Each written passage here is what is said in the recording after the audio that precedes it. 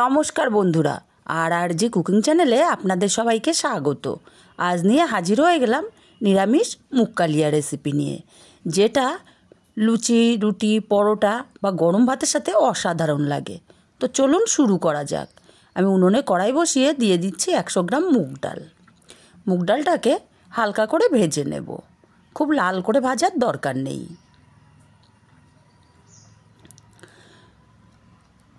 দেখুন, মুগ ডালটা হালকা ভেজে নিয়েছি, সুন্দর গন্ধ বেরিয়ে গেছে। ডালটাকে আমি নামিয়ে নেব। ডালটাকে আমি এরকম একটা স্ট্রেনারে নামিয়ে ধুয়ে জল ঝরিয়ে নেব। একই কড়াইতে আমি দিয়ে দেব 2 চামচ সাদা তেল। আপনারা চাইলে সর্ষের তেলেও রান্নাটা করতে পারেন। দিয়ে দেব এখানে আমি 6টা পটল খোসা ছাড়িয়ে 2 টুকরো করে কেটে নিয়েছিলাম। পটলগুলোকে দিয়ে অল্প একটু লবণ দিয়ে পটলগুলোকে আমি ভেজে নেব। দেখুন, পটলগুলোকে হালকা করে ভেজে নিয়েছি। এখন পটলগুলোকে আমি নামিয়ে নেব। বন্ধুরা, রেসিপিগুলো যদি ভালো লাগে অবশ্যই চ্যানেলটি সাবস্ক্রাইব করে পাশে থাকবেন। এই তেলের মধ্যে দিয়ে দিচ্ছি আলু।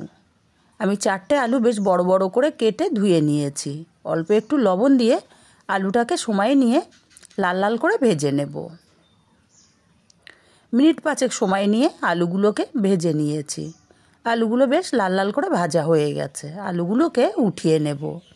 এইভাবে আলু ভেজে রান্না করলে কিন্তু খেতে অসম্ভব ভালো লাগে। এই তেলের মধ্যে আমি ফোড়নে দিয়ে দিচ্ছি গোটা জিরে, একটা তেজপাতা, 2টো শুকনো লঙ্কা, 2টো এলাচ আর একটা দারচিনির টুকরো। ফোড়নটাকে কয়েক সেকেন্ড ভেজে নেব মিষ্টি গন্ধ বেরোনো পর্যন্ত। ফোড়নটা ভেজে এখানে দিয়ে দিচ্ছি আদা আর কাঁচা লঙ্কার পেস্ট। আমি 1/2 ইঞ্চি আদা, 4টে কাঁচা লঙ্কা একসাথে পেস্ট করে রেখেছিলাম। আদা কাঁচা লঙ্কার কাঁচা গন্ধটা চলে যাওয়া পর্যন্ত আমি মশলাটাকে কষিয়ে নিয়েছি। এখন দিয়ে দেবো এখানে টমেটো। আমি 2টো ছোটো সাইজের টমেটো ছোট ছোট টুকরো করে কেটে রেখেছিলাম। অল্প একটু লবণ দিয়ে টমেটোটাকে কষিয়ে নেব যতক্ষণ না টমেটোটা সেদ্ধ হয়ে যাচ্ছে। টমেটোটা কিন্তু অনেকটাই সেদ্ধ হয়ে গেছে। এখন এখানে অল্প একটু জল দিয়ে দিলাম। 1/2 চামচ দিয়ে দিচ্ছি কাশ্মীরি লঙ্কার গুঁড়ো, 1/2 চামচ হলুদ গুঁড়ো, 1/2 চামচ লঙ্কার গুঁড়ো, 1/2 চামচ ধনে গুঁড়ো, 1/2 চামচ জিরে গুঁড়ো।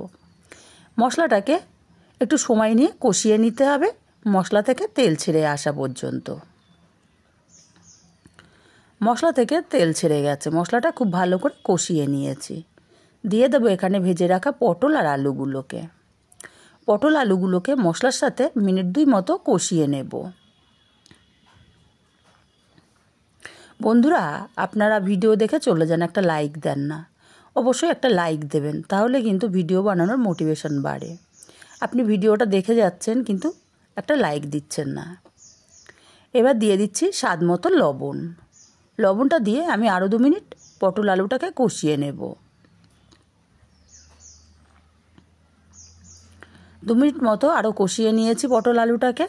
এবার এখানে দিয়ে দেব ভেজে ধুয়ে জল ঝরিয়ে রাখা মুগ ডালটা। মুগ ডালটা দিয়ে পটল আলুর সঙ্গে কিন্তু একটু সময় নিয়ে কষিয়ে নিতে হবে, যাতে মুগ ডালের যে এক্সট্রা জল যেটুকু আছে শুকিয়ে গিয়ে কিন্তু ঝরঝরে হয়ে যায়। 2 মিনিট মতো কষিয়ে নিয়েছিলাম। আর এখানে দিয়ে দিচ্ছি কিছুটা গ্রেট করা পনির। আমি 150 গ্রাম মতো পনির এখানে গ্রেট করে দিয়ে দিয়েছি।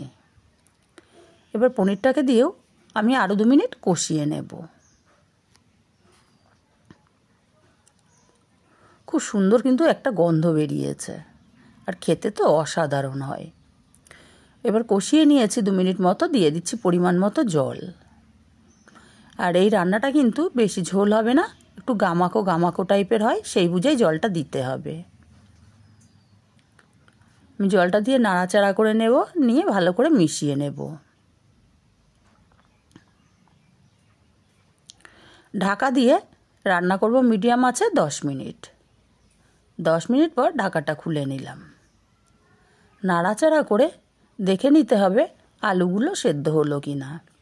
আর ডালটা কিন্তু খুব সুন্দর সেদ্ধ হয়ে গেছে, আলুগুলোও খুব সুন্দর সেদ্ধ হয়ে গেছে। এখন এখানে দিয়ে দেবো 1 চামচ চিনি। চিনি দিলে কিন্তু যে কোনো নিরামিষ রান্নার স্বাদটা ব্যালেন্স হয় আর খেতে খুবই ভালো হয়। আমি এখন আর ঢাকা দেব না, আরও 2 মিনিট রান্না করে নেব। চিনি দিয়ে 2 মিনিট রান্না করে নিয়েছি। দেখুন ঝোলটা এই পর্যায়ে এসছে। এর চেয়ে বেশি কিন্তু আমি টানাবো না, কারণ ডাল যেহেতু ঠান্ডা হলে কিন্তু আরও শুকিয়ে যাবে। এখন এখানে আমি দিয়ে দেব অল্প একটু গরম মশলার গুঁড়ো, আর দিয়ে দেব 1 চামচ ঘি। যেহেতু নিরামিষ রান্না, ঘি দিলে টেস্টটা দ্বিগুণ বেড়ে যায়। এবার ঘি আর গরম মশলাটাকে খুব ভালো করে মিশিয়ে নেব।